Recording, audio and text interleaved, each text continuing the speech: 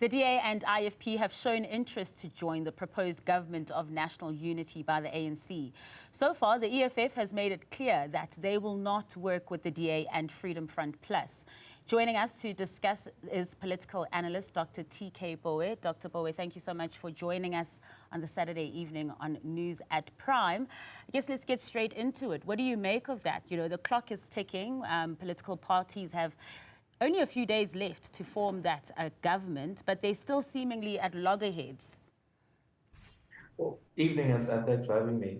Look, I think we shouldn't be surprised. This has been South African, and I say by government here, I'm not speaking about bureaucrats, I'm speaking more about politicians. This has been the MO, I think, for the last 10 years or so.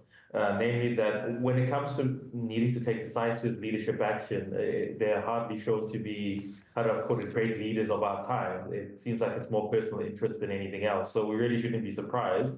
And more than anything, I think we shouldn't really take our foot off them to actually expect that they'll come to some reasonable, and by reasonable here, I mean a defined, clear outcome of what this government is going to be looking like. And how do we actually put our foot on their necks? Because while we may not be surprised, we still need to move forward. We still need to form that government. So as ordinary citizens, how do we then ensure that they do act in a political, mature way? Can we even do so? Well, look, I think the first steps have been done by, I think, media such as yourself, by actually having programs, having different voices on who are speaking to the. I don't quite buy the idea of a government of national unity.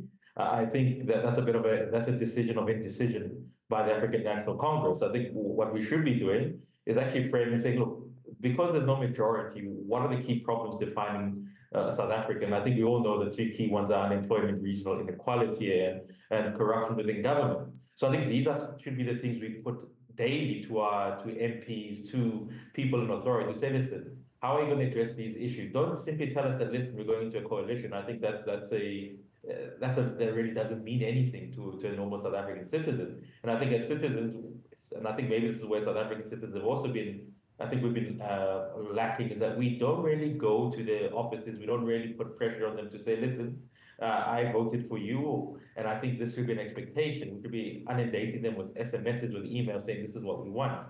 Because to simply believe that, you know, this idea, and I think sometimes I do think we, not just me, but I think maybe others have really brought into this idea of a government of national unity without critiquing what does it really mean. What we should be saying is, these are the three issues that are defining South Africa at the moment. How do you, DA, how do you, EFF, how do you, Freedom Front Plus, IFP, and even the ANC, how are you guys going to really resolve these issues?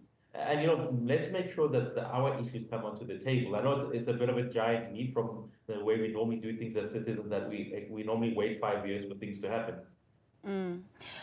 So then what do you make of that letter that was written to Chief Justice by the UDM, ACDP, UAT, PAC and Build One South Africa, saying they would like the Chief Justice to step into these negotiation talks on coalitions, that they foresee and envision a problem with this national government of unity? Would you agree with the stance that they've taken to write to the Chief Justice to intervene? The ethos is correct in that they're looking for an arbitrator or arbitrators of sorts. That is correct, but I think the person they're identifying is incorrect. Because if anything goes wrong, what we do know about our politicians is they're very quick to blame someone for the problems. There's a reason why the judiciary is, while it is part, it's not really, it's a sphere of government by itself, or it's a sector of government by itself, and you don't want them to be involved in this. If anything, it's sort of screaming to the fact that, listen, as politicians, that we have more politicians than leaders. So as I said, the call to have an arbitrator is correct. There's nothing wrong with that. But I think the individual in the office that they are asking for, that's wholly incorrect. There's no way we should have the Chief Justice in any way or form, or his or her office being involved in this. Because basically, if anything were to go wrong, I can guarantee you in the next month or so, people are going to say, well, you know, we believe the Chief Justice took a side, therefore these things didn't go right. So as I said, the call for an arbitrator, correct. The office they're asking for, very much incorrect. Some are for it, the government of national unity, some not so much for it. And your books, what would have been the ideal solution? Because even with these talks that are happening now, there are some parties snubbing others, some parties also trying to dictate which parties they are willing to work with or not. And also, as you mentioning earlier, that it shouldn't just be a talk about coalitions, but the substance of it. So should these talks perhaps be televised? Should they be broadcast for everybody to know what their stance is, whether it comes to NHI or redress policies?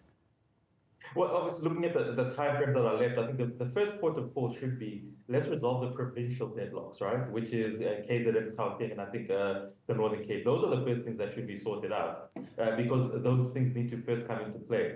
And then it should be the question of, and look, I think we're old enough to always to chew gum and walk at the same time. They can be done concurrently.